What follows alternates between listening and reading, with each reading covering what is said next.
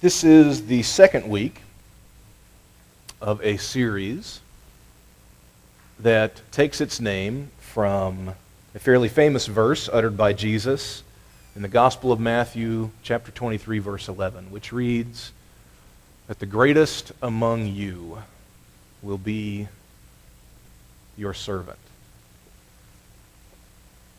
This series happens to be the first series in something that we call the Jesus season, which is between the two signature events of Jesus' life, Christmas and Good Friday and Easter, where we put our attention on Jesus himself, and namely the four Gospels in your New Testament. And I think today I want to take just a moment here at the start of the message and maybe explain a little bit about why that this is a part of our church's annual rhythm together. I was having coffee with someone here who calls our church home 2 weeks ago, and that person, who is a lifelong Christian, said to me, you know, I've spent my entire life hearing about Christianity, learning about Christianity, but I didn't know Jesus. And he went on to say, it's probably only been in the last 2, 3, 4 years that he feels like he actually understands or is beginning to grasp the Christ who is supposed to be the foundation of Christianity. I actually told that person, I'd say the same thing myself. I grew up in church, an extraordinary Christian family. Even still like to visit and to see my home church that I grew up in, that my parents still call home, where my dad is still an elder on the church board. But I would also admit to you, I don't know that I grew up understanding Jesus. I heard a lot of things in church. I heard a lot of sermons in church. I went to Sunday school and had a lot of lessons in church. But I don't know that I got the big point of Christianity, because I didn't interact with Jesus that much. And it's only really as I begin to read the actual Gospels in the Bible that I begin to feel like, oh, now I get it. Now I get it why this Jesus really is so remarkable, so superlative, so singular, and there's nobody else like him. And you won't know that unless you actually encounter Jesus in the Bible. That's why you read a gospel every year as a church. That's why we talk about the things that Jesus said for 3 months out of the year, because it's the only way for you to actually encounter Jesus. It is very likely, it's certainly at least possible, that if you grew up in church your entire life, you may be a good person, you may be a moral person, you may even know famous stories from the Bible, but you may not know Jesus very well. And we're trying to fix that. Which also leads me to say, we have to be very careful about Jesus. Because there are certain things that Jesus says and does that we really like. And these are the things we tend to fixate on, right? I like it when Jesus shows up at the temple in Jerusalem and finds out that they've turned it into a super Walmart and throws a fit. I love that story. No surprise to you, I'm sure. I love that story. Fantastic story. I get why he's doing what he did back then. I love the story at the beginning of the Gospel of John, chapter 8, where a woman is caught in the middle of the actual act of adultery. And she's brought before Jesus, and they say, look, this woman needs to be stoned. And he says, I don't think so. And he stops the murder of a woman caught in sexual sin. I love that story about Jesus. I love the story about Jesus 4 chapters earlier in the Gospel of John, where he interacts with a Samaritan woman at a well. And there, in one brief conversation, as recorded in John chapter 4, he changes that woman's life forever. So much so that she runs off to her village and brings them all out to meet Jesus. I love that story about Jesus. Here's the thing. We got to be really careful. Because if we only talk about the things that Jesus said that we like, then we're missing probably a third of what he said. Because there's at least a good, large minority of things that Jesus said I don't like. And they're hard. And today we're going to talk about one of those things. The reason you read a gospel every year, the reason that we talk about what Jesus actually taught every year is so that we don't make Jesus in our own image. It is so very easy to do that. And if you only pick and choose what you like out of what Jesus said, I got news for you. That's exactly what you're doing, even if you don't mean to. If you're going to take a little, you got to take a lot. If you want to decide whether or not you buy into the whole Jesus thing, at least actually read what Jesus actually said. And then make your mind up. Take the easy and the hard and make your mind up. This is a passage we're going to look at today that is something that Jesus will cover somewhere about 6 times in Matthew, Mark, and Luke in your Bible. It is, therefore, a favorite subject of his that has to do with the focus of the series itself. We're going to look at the way that Jesus talks about it in the Gospel of Luke, which is the gospel that we are reading together this year. This is from the Gospel of Luke, chapter 12, toward the end. We're going to pick up what is really a large conversation that Jesus is having at the very end, because the very end is where he wraps everything up. So picking up in the middle of the story, Peter, the disciple Peter, says to Jesus, "So who exactly are you talking to, Jesus, when you're teaching these things that you've been saying?" What things? Well, all along he's been speaking, and he's been talking about things that, if you're familiar, for instance, with the Sermon on the Mount, Matthew chapter 6, the second half, this is really where that occurs in the Gospel of Luke. So Jesus had been talking about things like seek first the kingdom and God's righteousness, and God will take care of your material needs. Don't worry about what you will eat or drink. God will take care of that if you seek first the kingdom. These are the kinds of things that Jesus has been saying prior to where we pick up in the story. And Peter says, okay, Jesus, help me be clear here. Who is this story for? Who is your teaching for? And in response to that, Jesus retells a story that he has just told in brief. This is the expanded version. And this is the story that we're going to look at in depth today. Jesus replies to Peter and says, "Who then is the faithful and wise servant whom his master will put in charge of his slaves to give them their allotment of food at the proper time?" Okay, Jesus is telling a story here about a master and a household servant. Not something that's very common to you and I. It would have been something that would have been common in Jesus' day, 2,000 years ago in the ancient Middle East. Here's how the affluent lived in Jesus' day. And you have to understand that there weren't that many people who were affluent. Less than 10% of the population would have fit the description that Jesus is giving here. You would have a property owner. You would have the king or queen. You'd have the man or the woman of the house. And then this person would make enough money at their own business or their own mega farm or something that they would have household servants. And those household servants, also called slaves, would basically run the house. They'd do the cooking, they'd do the cleaning, they'd do the errands, they'd raise the kids. They do all kinds of stuff. This is the kind of thing that Jesus is describing. And so without any warning to Peter, he launches into a story about a servant and a master. And Jesus says to Peter, who is the servant that the master of the house is going to deem as being responsible, faithful, and wise? Well, Jesus continues and tells you, "Blessed is the servant or slave whom his master will find at work when his master returns."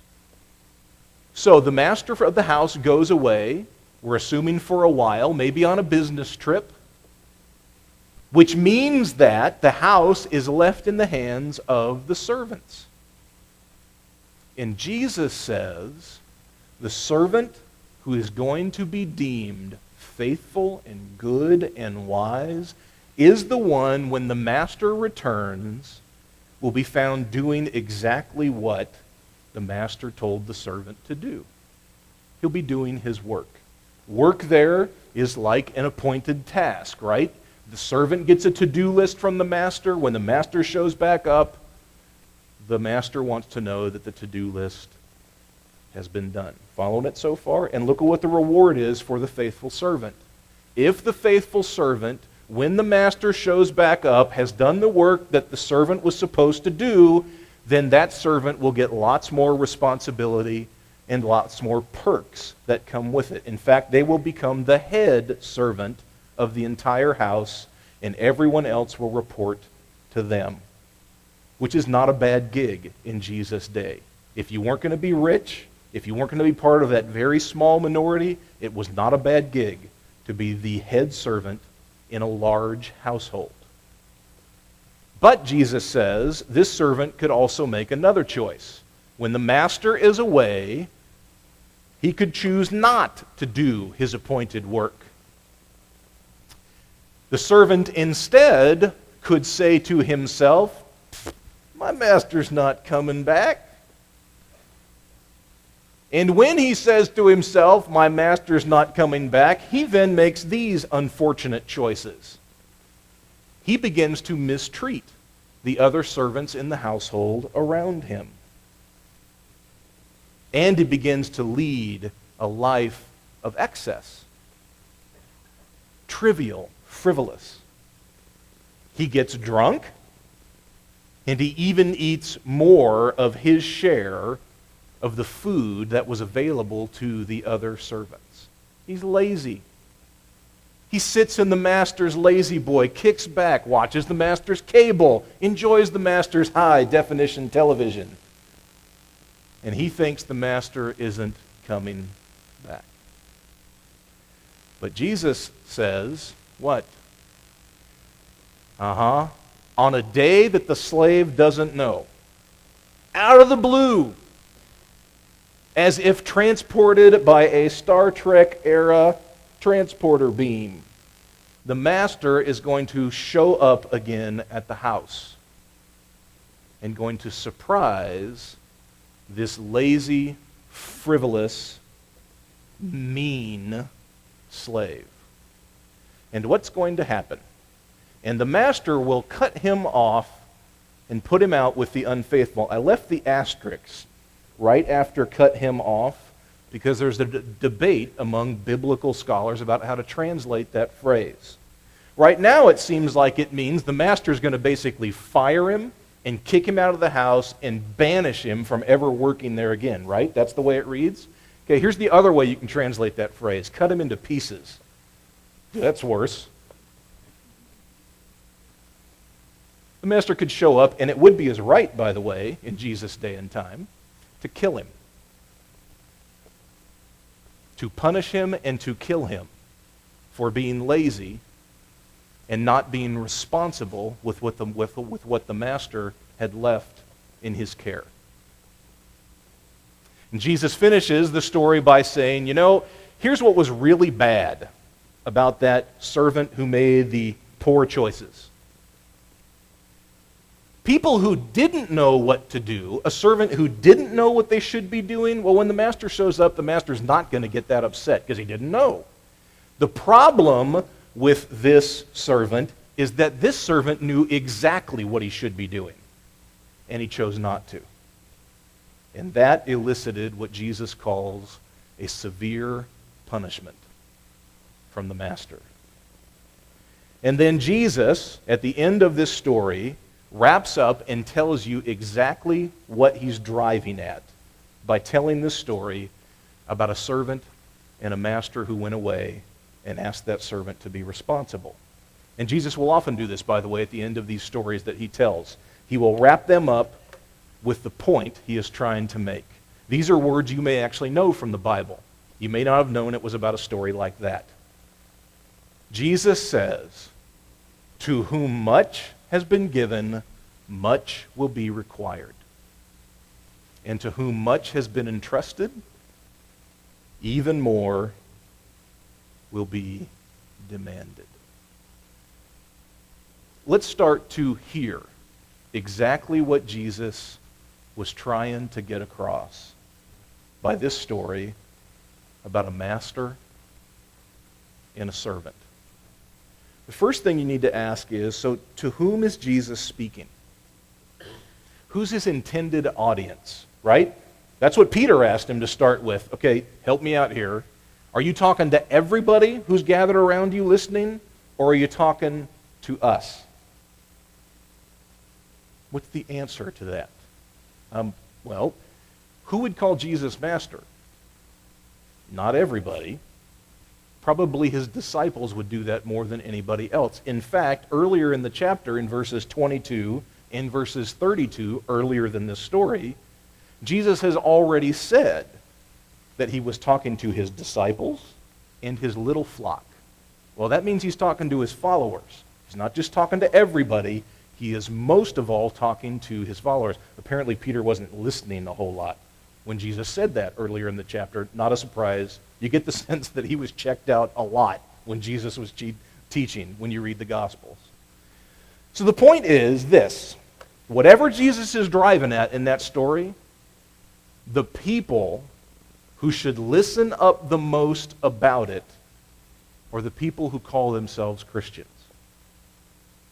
This is not for the people who don't. This is actually a story that has to do with those of us who believe in and say we follow Jesus.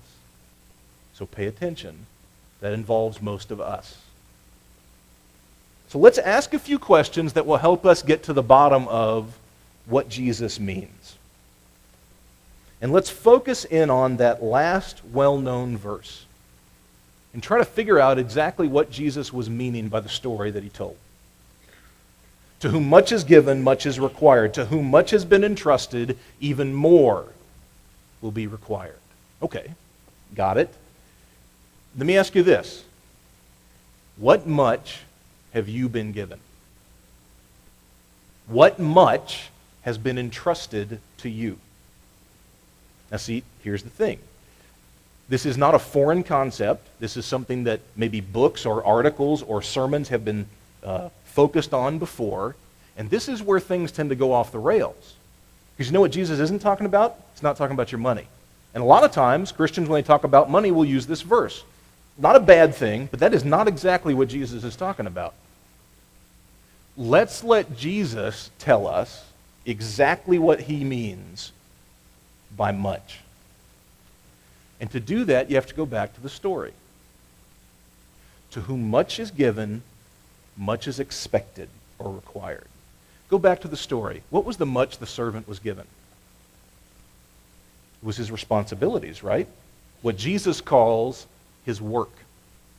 His appointed work to be done while the master was away. This is the much that was given. What's the work that you and I, like his disciples back then, should be doing? What's the work that we have been given? Well, for many of us, right, it's universal, meaning we all would say that we are trying to live out the same principles or values that we take from Scripture and Jesus himself. The work that we are all supposed to be about, young and old, rich and poor, doesn't matter. All of us are supposed to be loving our neighbor. All of us are supposed to be peacemakers. All of us are supposed to be seeking to be humble. All of us are supposed to be pursuing righteousness. All of us are supposed to be people of justice. All of us should be trying to forgive one another the way that we want God to forgive us. I'm quoting, by the way, just things right out of the Gospels. Okay? These are the things that have been left to us. These are the things for which we are responsible. These are the things that our life is supposed to be about. But do remember from the story that this is likely a large house with many servants, and they don't all have the same to-do list. So in a sense, the much that's been entrusted to you is not just those general or universal things that Christians are supposed to do. It's also what God specifically has asked you to do. What is your role in the Master's house? And are you being responsible with it? What are you particularly supposed to be doing that maybe somebody else isn't, or can't, or shouldn't? What's on God's to-do list for you? These are the things that you are personally responsible for. See that? What's the much that you've been given? The work you are supposed to be doing. That's what. And you and I are accountable for it. That's the hard part of this story. The life that you and I choose to lead, the way that we seek to be Christian people, the way that we choose to prioritize serving others, the way that we choose to prioritize loving our neighbor, the way that we choose to prioritize figuring out what our role in the house is and then doing it. These things someday we will be asked about. You don't do it for you only. You don't do it for other people only. You surely don't do it for me or your church only. You know primarily why you do it. You do it for the Master who is away. And you do it because someday he's going to ask you about it. And when he comes back, he wants to find you at work. He wants to find you doing your appointed work. And if you are, then much will happen positively as a result. When will the Master come back? Hey, for most of us, we will not see Jesus come back in our lifetime to earth. You know when you're going to meet Jesus? When you die. That's most likely going to be the time when you do. And one of the things that initial conversation with Jesus is going to be for you is he's going to ask you about your work. That's the point of the story. How seriously have you taken your sacred work? How seriously have you taken your spiritual life? How seriously have you taken the Christian values upon which all of us should found our very lives? How seriously have you taken how you use your time and your energy, your money? How have you done with your appointed work? And you are accountable for it. And so am I. It's very much like, I'll use this story to illustrate the next one, actually. So let's flip it around. If that's what Jesus meant by much, the work that he has entrusted to us, then you have to ask, okay, what are the consequences of not doing the much that is expected of us? And the story gives you the answer to that question. And it's not pleasant. It is not pleasant. So, taking it directly from Jesus and applying it directly to us, the message simply is, here is this work that has been entrusted to you. Will you do it? If you choose not to do it, the consequences are high to you. You want to remember how Jesus described it in the story? It'll grab your attention. The least that's going to happen, according to Jesus, is you are banished and tossed out with the unfaithful. The worst thing that's going to happen is he's going to put you in a Cuisinart. Now, do I think he's exaggerating to make a point? Sure I do. But do you get the point? Yeah. And so does every other listener of the story. Wow. I don't want to be the Christian person who, when Jesus shows back up, finds that I've been lazy, that I haven't cared about what I should care about. I haven't been responsible with what's been entrusted to me. and instead I've pursued all these other things. What other things? Remember what that slave did? Instead of doing the work that was appointed to him, he mistreated other people. Remember that? He mistreated the other slaves around him. One of the things, apparently, that Jesus will have a frank conversation with you and I about is if we choose, instead of building other people up or serving other people, we choose instead to mistreat them. And here's the thing about Christian people. You want to know how they mistreat each other? I kind of have a long history here of observing this as a pastor. Let me share with you my experience of how I observe Christian people mistreating each other. It never happens overtly. Okay? Fist fights in most churches do not occur on Sunday morning. Okay? Might be a little more exciting if they did. It doesn't happen. You don't have people getting into yelling, screaming death matches out in the parking lot. Doesn't happen. You know what does happen all the time? Little whispers. Little disparagements. Cutting people down just a little bit. One-on-one and quietly. And you say something poor here, and that little something passes on to somebody else, and it passes on to somebody else, and soon the cancer spreads. This is how Christian people mistreat each other. It's subtle. We're experts at it. Or we do it in our homes. Right? Don't ever assume that the way somebody treats you here is the way they treat everybody else every other place in their life. Bad assumption. No, lots of people put on their smiley Christian face when they come to church. The I've got it all together face. And the truth is, some of the people in churches who behave that way behave abominably at their workplace or their home, toward their spouse or their kids, if you just knew. That's how Christian people mistreat each other.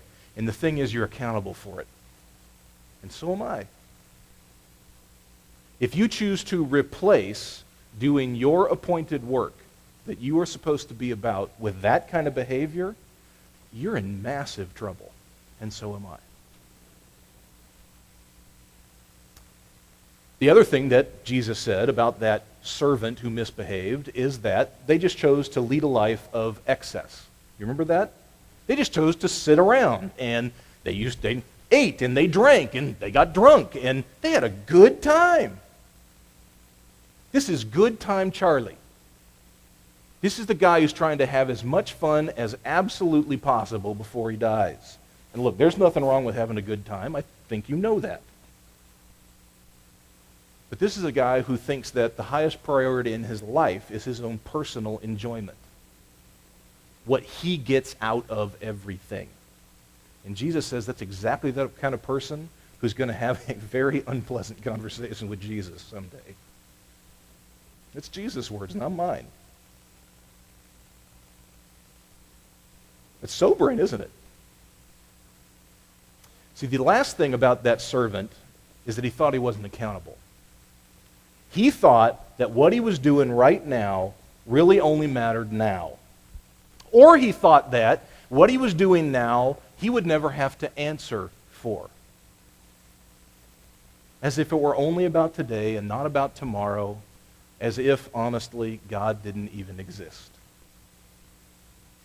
That we treat each other the way we treat each other in a vacuum, and God does not see, and because God does not intervene now, it means he never will. That slave was wrong. And when the master showed up, he found out. And you and I would be too. See, perhaps you like me, and this, by the way, is where I would say this story, this admittedly hard story of Jesus, is the most instructive for me.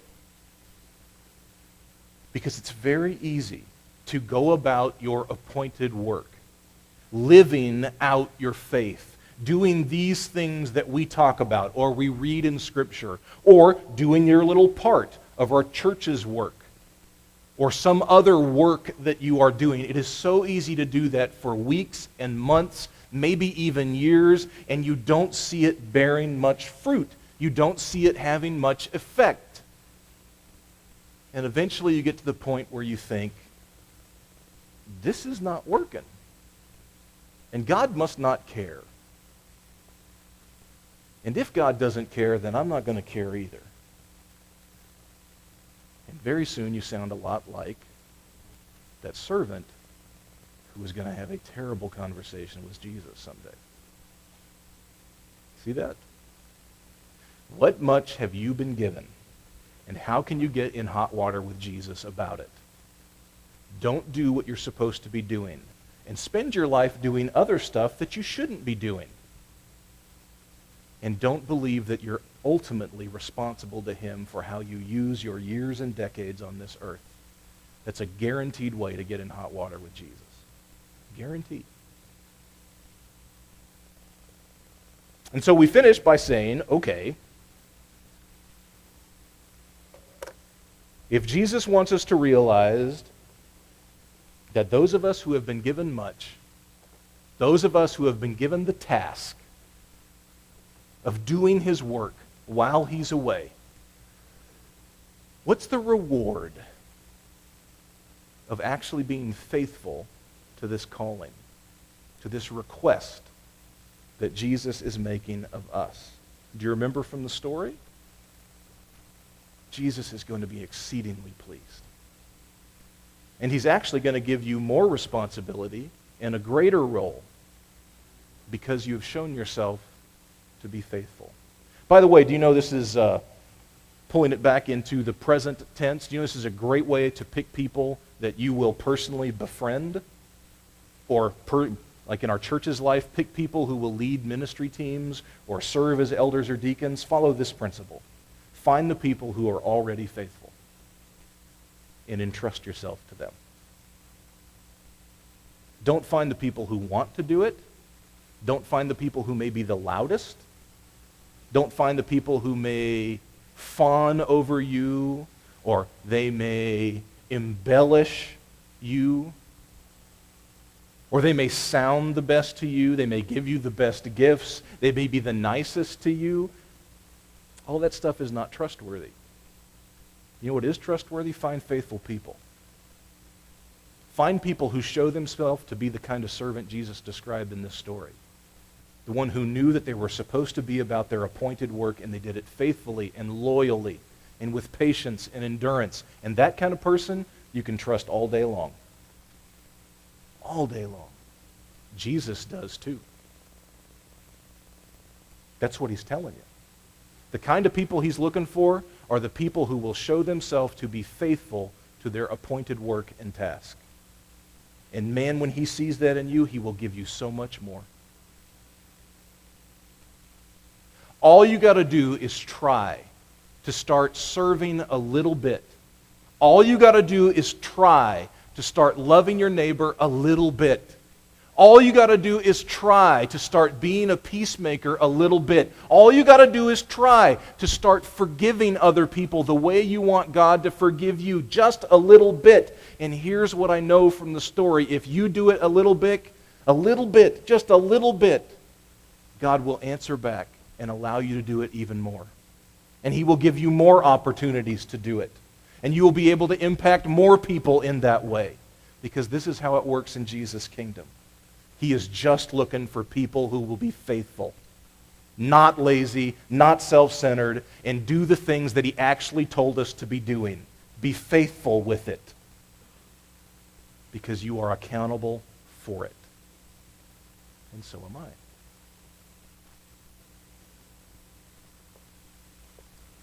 going to finish by telling you a little bit about that, which has to do with hockey. Which leads me to tell you this story. My daughter was on the phone with my mom this week, which is a favorite thing that they do. They do it at least once a week. And my mom told my daughter, Shiloh, "So, Shiloh, are you into any sports?" And Shiloh said, "Hockey," which is true. Shiloh and Eli and I will watch lots of hockey together. And my mom, Shiloh's grandma, goes, "Really? Hockey? That doesn't seem very girly. What do you like about hockey, Shiloh? What do you think Shiloh said? What's everybody like about hockey? The fights! Exactly! And the grandma said, so, are you watching hockey with your dad tonight? And Shiloh said, yeah. Okay, this is only going to make sense to anybody in the room who's a hockey fan. John Vesno, this is for you. Yeah, the Philadelphia Flyers are playing tonight. We're definitely watching because there's going to be a fight. Okay, this right there hangs at Joe Louis Arena in Detroit over the entrance to the Red Wings locker room. And it reads exactly what Jesus said in Luke 12:48. To whom much is given, much is required. What do you think those professional hockey players think about every time they enter into their plush, well-appointed locker room to get ready for a practice or to play a home game? What much have they been given? They've been given the chance to play professional hockey. They've been given the chance to be one of a select few to make a lot of money in a short amount of time and to play a game for a living. They've been given the opportunity to be part of a team and to work together with that team. What do you think's required of them? You know what I like about hockey? I've watched hockey my whole life, even before moving here. You know what I like about hockey? I don't think there's any professional athletes who will give more when the time comes than a hockey player. To win the Stanley Cup, you got to win 4 7-game series, a possible 28 games. And there are guys playing with broken arms, broken legs, broken teeth, broken heads, broken everything, just to win that stupid Stanley Cup. To whom much is given, much is required. This is what hangs at Joe Louis Arena. And I would say to you, look, if a professional hockey player gets it, I don't understand why we don't. We have been given the task to live according to the principles of Scripture and the words of Jesus. You have been given an appointed task to work in a way that perhaps others cannot. This is the much that Jesus has left to you. And he's going to ask you about it someday. You are responsible for it. We probably need to pause so that you can take a minute and perhaps think about this jarring story that Jesus tells to his followers, not to everybody else, but to his followers, that he expects us to be faithful servants who are about his work, and that we will be accountable for it. On your chairs today, you will find a set of exercises. Like I gave you last week, it's the white two-sided sheet of paper. And this week, I would strongly urge you to work through these 2 exercises that will not take you any more than 30 minutes total for both. And they will begin to help you personalize what we talked about today. The broad concept of being entrusted with much, and that someday we will be accountable for that much that Jesus gave us. But to start with, why don't you take a second here at the end of the message, and why don't you pause and give God the space to talk to you about the much that he has entrusted to you and the fact that someday you will be accountable to Jesus for it. And listen to the way that God directs your thoughts and your feelings. Listen for the new ideas that he brings to mind. Be honest, if nothing else. Take a minute in the quiet to maybe think through some of these things on the screen. Pray about those things, and then I will pray for us all.